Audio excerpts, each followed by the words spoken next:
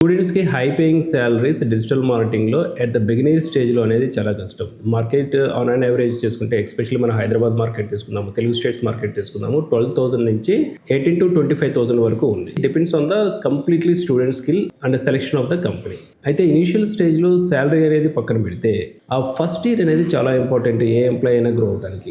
First ఇయర్‌లో మనం best performance చేయగలుగుతున్నామా? ఓకే. సెకండ్ ఇయర్ గ్రో అనేది కనబడుతుంది. ఫస్ట్ ఇయర్‌లో ఏ కంపెనీలో అయినా గానీ, ఆ కంపెనీ మీకు అసైన్‌మెంట్స్‌ని మీకు ప్రొవైడ్ చేసినప్పుడు, మీరు బెస్ట్ ఎగ్జిక్యూషన్ చూపించగలుగుతున్నారా?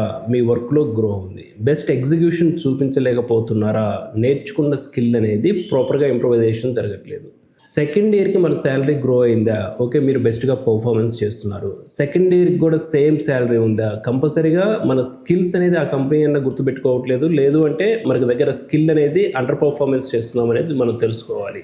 ఎప్పటికప్పుడు మీరు వర్క్ చేస్తున్న డొమైన్‌లో ఇంప్రూవైజేషన్ కనపడుతుందా లేదా అనేదే ఇంపార్టెంట్. సో ఫస్ట్ ఇయర్ ప్రాపర్‌గా పర్ఫార్మెన్స్ చేయగలిగితే సెకండ్ ఇయర్ ₹25,000 నుంచి ₹50,000 సాలరీస్ తీసుకున్న ఎంప్లాయీస్ మార్కెట్‌లో చాలా మంది ఉన్నారు. ఓకే. మీ సీరియస్ కావచ్చు, మార్కెట్లో జరుగుతున్న హైరింగ్ ప్రొసీజర్ని కనుక మీరు చూస్తే ద ప్యాటర్న్ మీకు అర్థమవుతుంది. అంతేగాని డిజిటల్ మార్కెటింగ్లో శాలరీస్ తక్కువగా ఉన్నాయి, నేను సస్టైన్ చేయగలనా లేదు అంటే it is a creative field. So mind set and strategy అనేది చాలా ఇంపార్టెంట్. సో ప్రాపర్ స్ట్రాటజీతో కనుక మీరు కెరీర్ని ప్లాన్ చేసుకోగలిగితే డిజిటల్ మార్కెటింగ్ అనేది వండర్ఫుల్ కెరియర్.